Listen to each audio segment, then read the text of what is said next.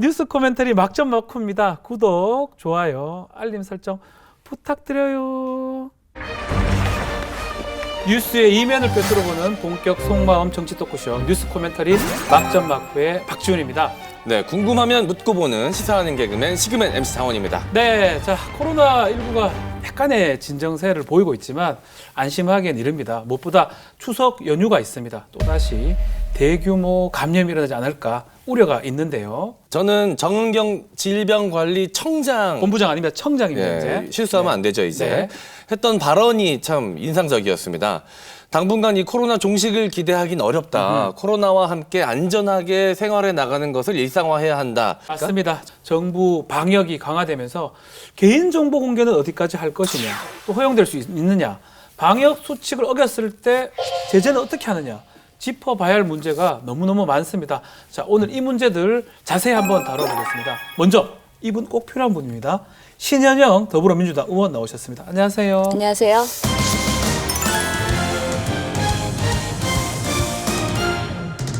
독감에 대해서 우리 국가가 안전할 것이냐. 상임위가 보건복지위, 그렇죠. 그리고 또 전직 의사고 코로나19 전문가신데 코로나19가 너무 오래 가는데 의사로서 이거 어떻게 보고 있습니까? 예, 워낙에 뭐 국민들께서 걱정이 많으실 거라고 생각이 드는데요. 네. 이렇게 장기화될 때는 어떻게 하면 우리가 코로나와 더불어 살아야 될까에 대한 고민을 해야 되는 거죠.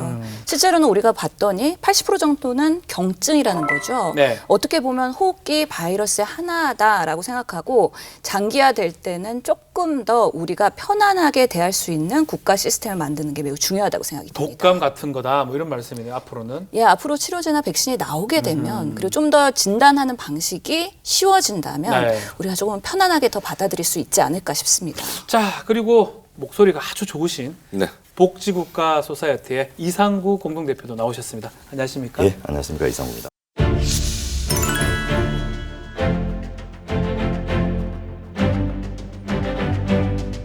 네. 오늘도 홀로 목욕탕에 계시네요. 예, 안녕하십니까. 이상구입니다. 네.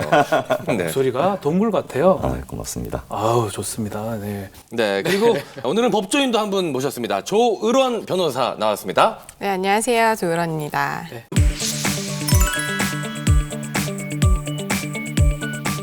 법조인 한 명 여기도 있습니다. 네. 자, 코로나19로 생활 전반에 걸쳐서 변화가 아주 큰데요. 분야에 따라서 희비가 엇갈리는데 변호사 우리 재판 같은 거 어때요? 잘 되고 있습니까? 네, 코로나가 이제 막 발생했을 때는 네.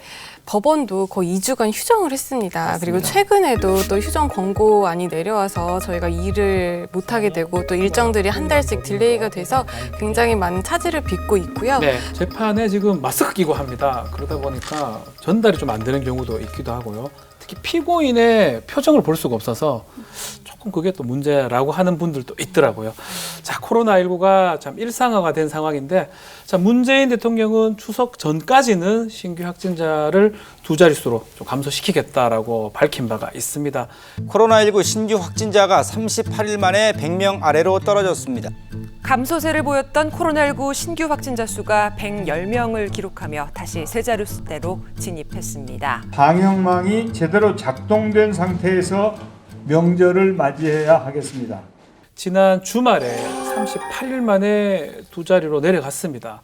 근데 이 만만치가 않아요. 이유가 뭡니까? 그렇죠. 수도권이라는 인구 밀도가 밀집된 지역에서의 그런 유동량이 많은 곳이기 때문에 일일이 추적해서 빠르게 진단, 치료를 하는 게 쉽지는 않은 상황이고요. 네.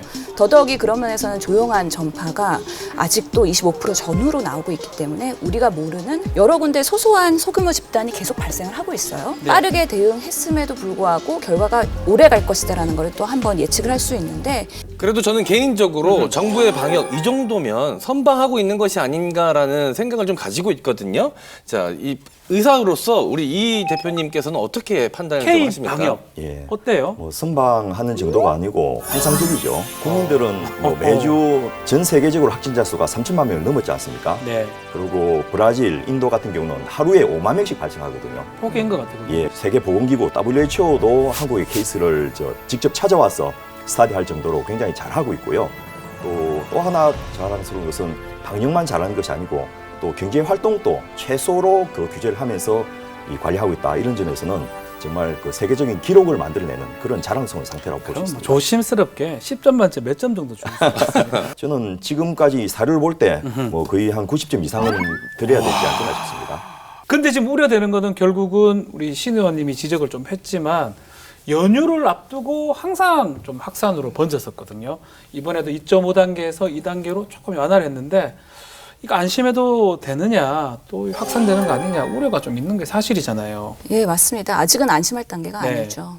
그럼에도 불구하고 2단계로 완화한 이유는 그동안 2.5단계에서 많은 우리 소상공인, 자영업자분들이 고통을 받으셨거든요. 그렇죠. 특히 9시 이후에는 그런 주점이나 여러 가지 열 수 없는 영업이 여러 가지 아예 안 영업을, 되니까. 예, 그런 부분들이 있었기 때문에 매우 예. 고통스럽고요. 실제로 낮 시간에도 제한적으로 열 수밖에 없는 여러 프랜차이즈 그런, 같은. 예, 어려움들이 있었습니다. 그러면서 술집, PC방, 음식점, 커피숍 모두 힘들었던 거죠. 네. 결국에는 방역과 이런 경제를 두 마리 토끼 잡아야 된다. 그럴 때는 어떤 것이 가장 접점일까에 대한 정부의 고민이 있기 때문에 지금 상태에서는 2단계로 완화를 했지만 앞으로 추이를 보면서 혹시나 더 악화된다면 얼마든지 더 상승할 가능성이 있다라는 여지를 남겨놓고 완화한 거기 때문에 지금으로서는 우리 국민들이 더욱더 적극적으로 협조를 해야 되지 않을까 생각이 이 듭니다. 정부 방역 점수 10점 만점에 9점을 주신 우리 이상구 대표님, 예.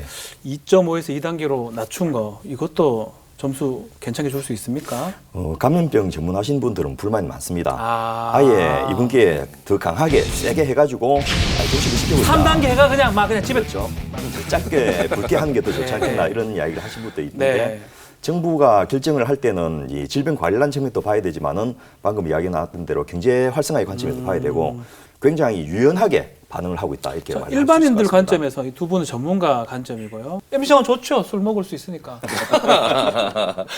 아무래도 좀 편해진 부분이 있죠. 심리적으로. 이제 그게 가장 네. 큰 것 같습니다. 그런데 좀 걱정도 되는 것이 단계가 조금 낮아졌다는 그렇죠. 느낌 때문에 갑자기 좀 이렇게 너무 많이 나오시지 않을까. 완화된 게 좀 불안하긴 합니다. 좀 네. 사람들이. 결국은 이번 연휴가 정말 중요할 것 같아요. 저도 뭐 대구에 결혼한 이후로 명절 때 안 간 적이 없습니다. 저희 고향이 대구인데 이번에 전화를 드렸죠.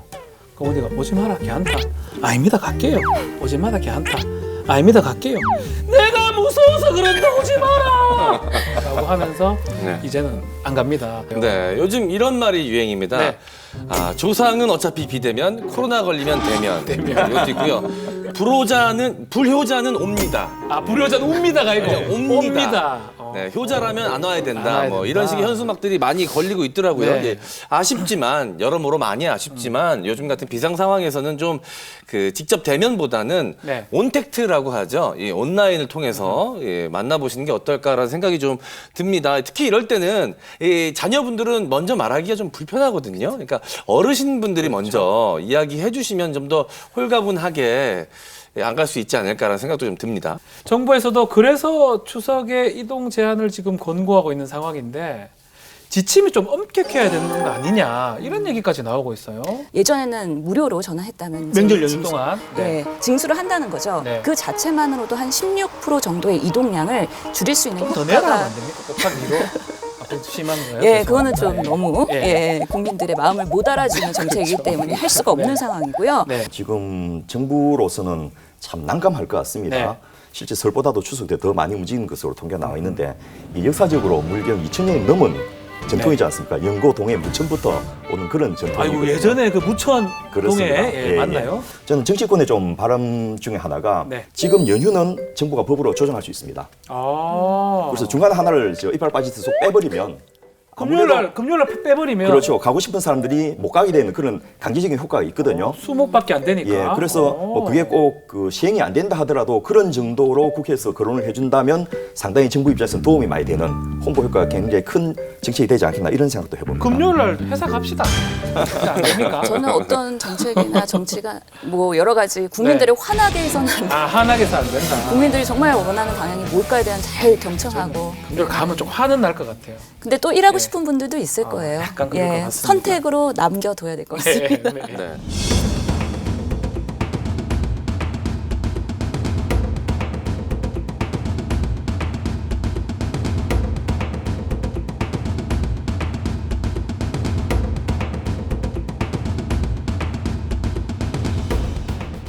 이 얘기도 좀 해보죠. 이 방역 조치 관련해서 가장 민감한 부분이 있어요. 개인의 동선, 또 카드 내역. 이 개인 정보를 어디까지 공개할 수 있느냐. 이 말이 많은데 감염병 예방법상의 개인 정보 어디까지 공개가 가능합니까? 감염병 예방법상에 이제 주의 이상의 경보가 발령하는 시에는 네. 감염병 환자의 이동 경로라든지 이동 수단, 그리고 진료 의료기관, 그리고 접촉자 현황을 공개를 할 수가 있습니다. 공개를 하여야 한다라고 규정이 되어 있어요. 중앙방역대책본부가 지침들을 안내를 했습니다. 네. 그 안에 보면은 우리가 개인정보라고 생각을 할 수 있는 뭐 성별이라든지 뭐 이름, 나이 이런 것들은 현재 공개를 하지 못하도록 되어 있어요.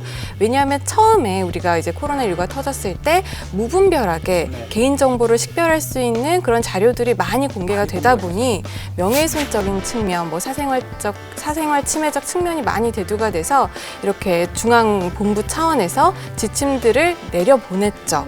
그래서 현재로서는 최소한의 그런 감염병 예방과 관련한 정보만 확인할 수 있도록 공개하고 있습니다. 네. 네, 그런데 이 지자체마다 동선 공개의 범위가 다릅니다. 그렇죠. 제가 살고 있는 고양시 같은 경우에는 이 확진자의 동선을 전부 다 공개를 했거든요. 근데 부천시 같은 경우에는 이 신상정보 보호를 위해서 일부만 공개를 했습니다.